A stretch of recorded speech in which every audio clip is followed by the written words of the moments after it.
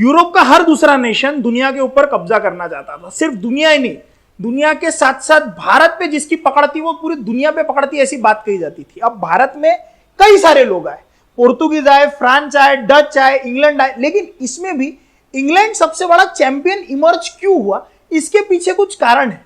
इन कारणों को यदि तुम मैनेजमेंट के लेसन की तरह सीखोगे तो जिंदगी में बहुत कुछ सीख पाओगे। यदि तुम इंग्लैंड को दुश्मन की तरह देख रहे हो, हाँ आज अगर वो कोई हरकतें कर रहे हैं तो तुम्हें क्रिटिसाइज करना, रिटेलिएट करना तुम्हारा काम है, लेकिन इतिहास हमेशा सीखने के लिए होता है और इतिहास में हम अपनी जीत से ज्यादा अपनी हार से ज्यादा सीखते हैं। तो इंग्लैंड हमारे ऊपर हावी क्यों हो चुका, इसके बारे में अगर हम देखें तो सबसे पहला रीजन आता है नेवल सुपेरियरिटी। नेवल सुपेरियरिटी यानी क्या, हम जैसे समझते हैं धर्म अर्थ काम मोक्ष, इसमें ये जो पार्ट है ये आपके अर्थ में आएगा। अर्थ यानी कि मटेरियल, मटेरियल अगर आपके पास में अच्छा है तो आप अपने धर्म को बचा सकते हो। धर्म यानी कि क्या, हिंदू, क्रिश्चियन, सिख, ईसाई वाला धर्म नहीं बोल रहा मैं। धर्म यानी कि आपको अपनी जिंदगी में क्या करना है, जैसे कि आप अपने पिता की सेवा कर रहे हो तो आपका पुत्र धर्म हो गया। वैसे ही अंग्रेजों का धर्म था कि भैया हमें अपना हुकूमत फैलानी है, वो उनका धर्म था। इंपेरियलिज्म उनका धर्म था, ऐसा समझो। तो वो अपना धर्म फैलाने के लिए, मैंने जैसे कहा था एक वीडियो में मैंने बताया था कि भैया आपका अर्थ ही आपके धर्म को सपोर्ट करता है। अगर आपके पास पैसा नहीं है, आपके पास में अर्थ नहीं है तो आप सपोर्ट नहीं कर पाओगे। इसीलिए आपके पास में सामग्री होना बहुत जरूरी है। वैसे ही इनके पास में थी नेवल सुपेरियरिटी, क्योंकि ये लोग ओटोमन तुर्क ने जब कॉन्स्टेंटिनोपल पकड़ के रखा था तो ये लोग समुद्र के रास्ते से आते थे, और समुद्र के रास्ते से आने की वजह से ये बाकी यूरोपियन नेशन भी समुद्र के रास्ते से आते थे। तो इनको ये समझ गया कि हमें जो है नेवी पे पकड़ बनानी होगी। जैसे तुम्हें एग्जाम देनी है तो तुम्हारा सबसे पहला इंपॉर्टेंट ये है कि तुम्हें एनसीईआरटी बाय हार्ट होनी चाहिए। वो छोड़ दो, लोगों को लगता है कि एनसीईआरटी में कुछ गलत लिखा है, वो छोड़ दो। तुम्हें एग्जाम पास करनी है ना, तुम्हें वो बाय हार्ट आने चाहिए। जैसे कि तुम्हें रिलेशनशिप अच्छा करना है ना, तो रिलेशनशिप चालू क्यों हुआ था, बात करने से। इसीलिए जब भी रिलेशनशिप खराब हो बात करो, वो बेसिक है। वैसे ही ये यूरोपियन नेशन भारत में कैसे आए थे, कौन से रास्ते से आए थे, वो आए थे समुद्र के रास्ते से। इसीलिए तुम्हारा नेवल सपोर्ट अच्छा होना बहुत जरूरी है। इसीलिए नेवल को तगड़ा करो। अगर तुम्हारा नेवल तगड़ा नहीं है तुम कुछ भी नहीं कर सकते। इसीलिए सबसे पहले इन्होंने अपने नेवी के ऊपर काम किया और इनका नेवल सुपेरियरिटी सबसे बेहतरीन था। लेकिन क्या सिर्फ नेवल सुपेरियरिटी होने से काम होगा क्या? पाकिस्तान के पास में भी हमसे ज्यादा तगड़े वाले मॉडर्न इक्विपमेंट है, लेकिन हमने 3 से 4 बार उनको पटका ना, आज भी पाकिस्तान की हिम्मत नहीं होती। इससे तुम्हें क्या समझ में आता है कि भैया चूहे के हाथ में तलवार देने से काम नहीं होता, वो सिर्फ शोभती है वॉरियर्स के हाथ में। वॉरियर यानी कि जिसमें गुब्बत हो कि वो चला सके। इसी तरह से हमें समझ में आता है कि इनकी मिलिट्री जो थी वो काफी ज्यादा डिसिप्लिन थी, as compare to French, as compare to Portuguese, as compare to Dutch and as compare to भारतीय। हमारे यहाँ पे साले बात पे बात, हमें हराने वाले बाहर के लोग नहीं है, हमें हराने वाले अंदर के लोग हैं। हमें वही लोग धोखा दे देते थे, इसीलिए हम हारे हैं बहुत बार। तुम देखना कई बार गद्दारों ने हमें हराया है। इसीलिए मिलिट्री डिसिप्लिन होना बहुत ज्यादा जरूरी है। डिसिप्लिन मिलिट्री का काम क्या होता है, आप अगर आज भी इंग्लैंड में जाओगे और वहां पे अगर आप लाइन में लगे और अगर आप लाइन तोड़ के बाहर निकलते हो, आपसे कोई दोस्ती नहीं करता। यहां पे लाइन तोड़ना एथिक्स अनएथिक्स है, फिर अनलॉफुल नहीं है, लेकिन वहां पे लाइन तोड़ना बुरी बात मानी जाती है, एथिकल बात नहीं मानी, अनएथिकल बात मानी जाती है। इससे आपको ये समझ में आता है कि इन लोगों ने अपने एथिक्स भी बहुत ज्यादा जबरदस्त सुपीरियरली पकड़ के रखे थे।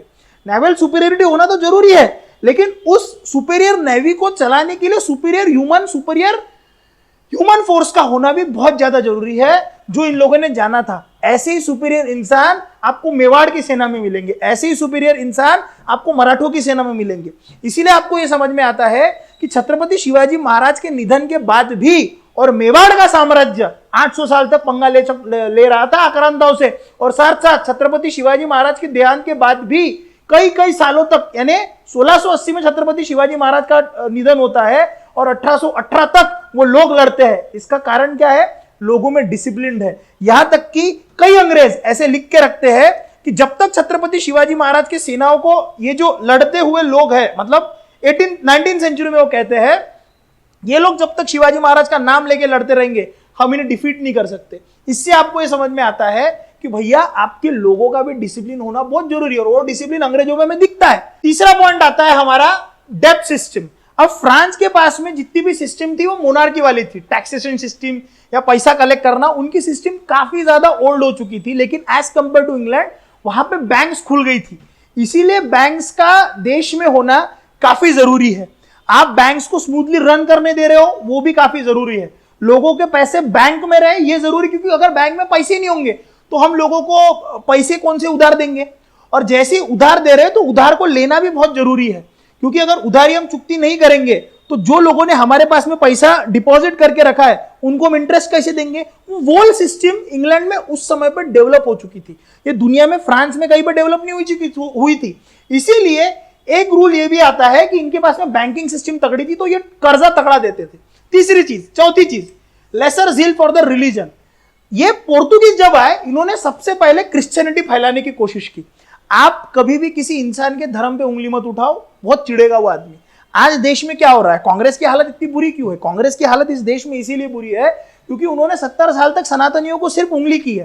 तो आज जब सनातनियों ने उंगली की, कांग्रेस के टाटा पापा हो गए, उनको आज सबको कपड़े पहन के घूमना पड़ रहा है। जिस राम को 2007-2006 में ये लोग पिटीशन डाल रहे थे कि राम नकली है, वही आज अपने भस्म लगा के भारतीयों के, सनातनियों के कपड़े पहन के सारे राहुल गांधी यहां पे घूम रहे होते हैं। इसीलिए किसी के धर्म को मत छेड़ो।